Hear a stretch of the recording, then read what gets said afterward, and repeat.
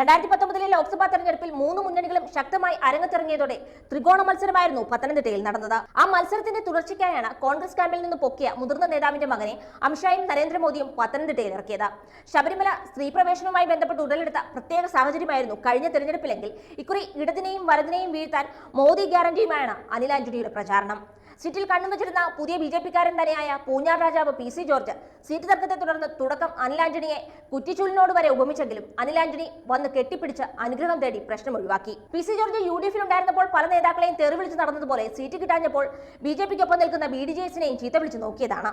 പക്ഷേ ഒരു പരാതി മോദി ഷാ കേന്ദ്രത്തിലേക്ക് തുഷാർ വെള്ളാപ്പള്ളിയും ടീമും കൊടുത്തതോടെ PC ജോർജ് സൈലന്റായി. പത്തനംതിട്ടയിലെ എന്നല്ല കോട്ടയത്തെ സീറ്റ് പോലും പിന്നീട് ചർച്ചയാക്കാൻ PC നിന്നില്ല. അനിൽ ആന്റണിയുടെ പ്രചാരണം കടുക്കുമ്പോഴും ഒരിക്കലും കൈവിടാത്ത മണ്ഡലത്തിന്റെ ഉറപ്പിലാണ് കോൺഗ്രസിന്റെ പ്രചാരണം. ഇടതുപക്ഷമാകട്ടെ ആലപ്പുഴയെ ഉള്ളം കയ്യിൽ കൊണ്ടു നടന്ന മുൻ മന്ത്രിയും സാമ്പത്തിക വിദഗ്ധനുമായ തോമസ് ഐസക്കിനെ ഇറക്കി മണ്ഡലം പിടിക്കാനുള്ള ശ്രമത്തിലാണ്.